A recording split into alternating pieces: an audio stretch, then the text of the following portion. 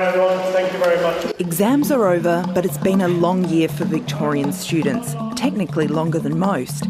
Not having that one-on-one contact with the teachers was really difficult. Course and assessment content, as well as timetables, have changed to try to compensate for the chaos of 2020.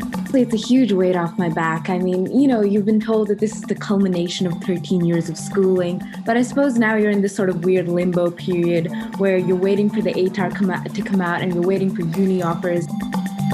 Special considerations have always existed on a case-by-case basis, but unlike previous years, this year all students' VCE scores will take into consideration educational disadvantage from the bushfires and coronavirus.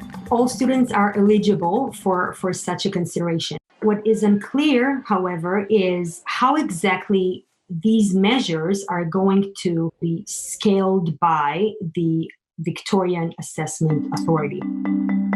As well as students' actual assessment results, teachers are given the hard task of providing alternative grades that take into account hardship caused by COVID-19. In terms of reassessing grades, we tried to get some assessment online and lots of teachers were great at finding ways to do that. In terms of authentication, there was a large amount of assessment squeeze.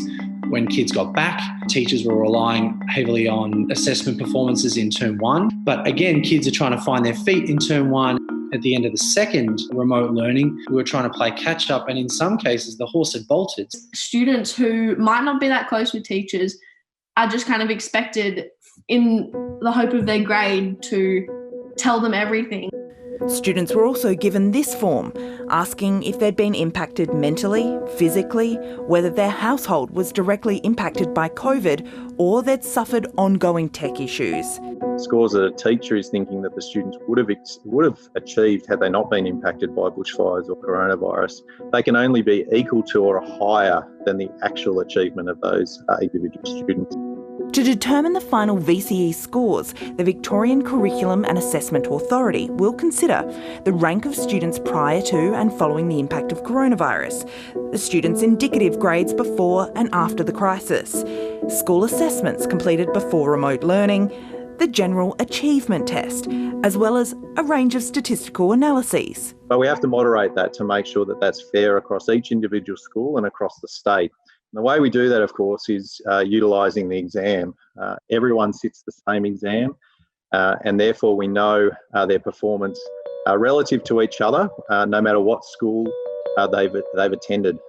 For now, it's a waiting game for the students to see what their final results will be.